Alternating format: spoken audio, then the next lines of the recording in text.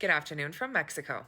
As of yesterday, I'm officially 35 weeks pregnant, so let's talk about attending funerals here in our pueblo where we live in Mexico while pregnant. Before I start, though, I understand that this may be a little bit of a sensitive subject, and also this is just where I live in our pueblo. I don't know how it is anywhere else in Mexico, and everywhere is different. So if you saw my update on Saturday, you know that one of my close friends here lost her mom. And not only am I close with her, but we were also very close with her mom and honestly her whole family. However, I have not been able to go and pay my respects yet. So the way that it works here in our pueblo when somebody passes away is that for the first about 24 hours after they pass, they're at their house, they're prayed over, family members visit, all of that. And during this, their body is present.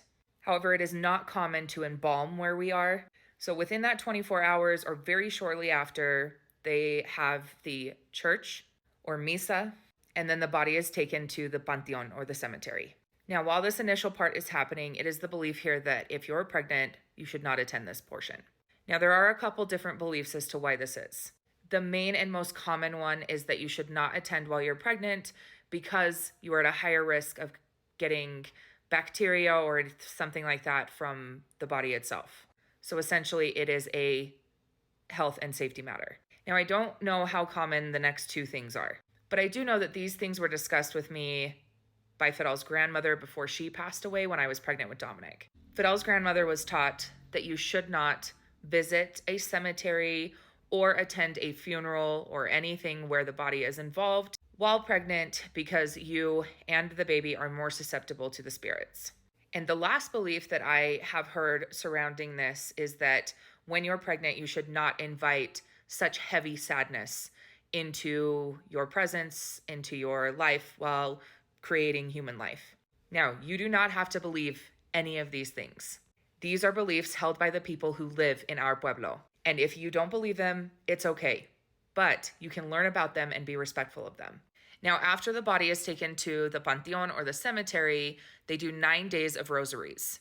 And on the 9th day, they take the cross for the grave to the panteon. And while I can attend the rosaries while pregnant, I cannot go to the panteon. Again, for all of the reasons that I previously listed. And while this may not be a belief that I hold or beliefs that I hold, I am very respectful of these. But it has been hard for me because I want to be there for the people that I love, and I also want to say my goodbyes. So again, you do not have to believe these to learn about them and be respectful of them. So tonight starts the first rosary of 9, and I get to go and be there for my friend and her family. Now, I wanted to share this because this is a belief and custom held here in our pueblo. And if you're not aware of it or you never knew of something like this, it's an opportunity for you to learn about somebody else's culture or belief system. Have a good night, familia.